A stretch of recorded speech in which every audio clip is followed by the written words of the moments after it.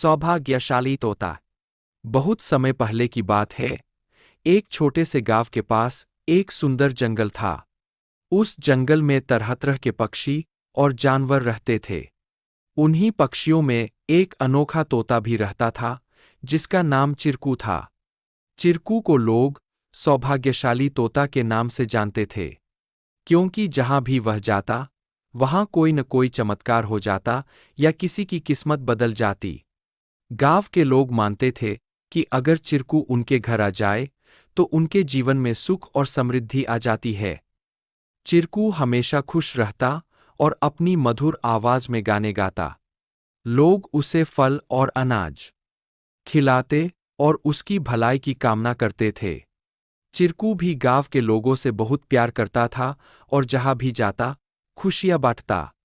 एक दिन गांव में एक गरीब किसान, जिसका नाम रघु था, बहुत परेशान था। उसकी फसलें बर्बाद हो गई थीं और उसके पास खाने को भी कुछ नहीं था।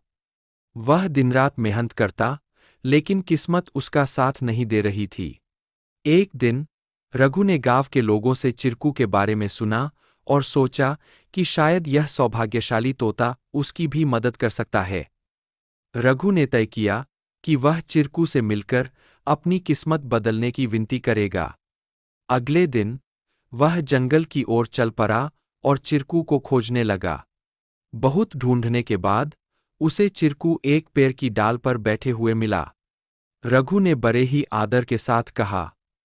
चिरकू ने रघु की बातें ध्यान से सुनी और उसकी आंखों में दया उमड़ आई। चिरकू ने अपनी चोंच में एक छोटी सी चमकती हुई पत्ती उठाई और रघु को देते हुए कहा, यह जादुई पत्ती है। इसे अपनी जेब में रख लो और जब तुम अपने खेत में काम करने जाओ, तो यह पत्ती तुम्हारी किस्मत बदल देगी। रघु ने धन्यवाद कहा और वह पत्ती लेकर अपने घर लौट आया। अगले दिन वह अपने खेत में काम करने के लिए गया। जैसे ही उसने खेत में जुताई शुरू की, अचानक से बारिश होने लगी। उसकी सूखी जमीन हरी भरी हो गई और थोड़े ही समय में उसकी फसलें लहलहा उठीं। रघु की मेहनत सफल हुई और उसकी किस्मत सच में बदल गई। अब रघु के पास भरपूर अनाज था और वह फिर से खुशहाल जीवन जीने लगा। उसने गांव के लोगों को चिरकू की बुद्धिमानी और उसके द्वारा दी गई जादुई पत्ती के बारे में बताया। सभी लोग चिरकू की प्रशंसा करने लगे और उसे और भी अधिक प्यार देने लगे। लेकिन चिरकू ने रघु को एक बात कही थी। याद रखना, यह पत्ती सिर्फ तुम्हारी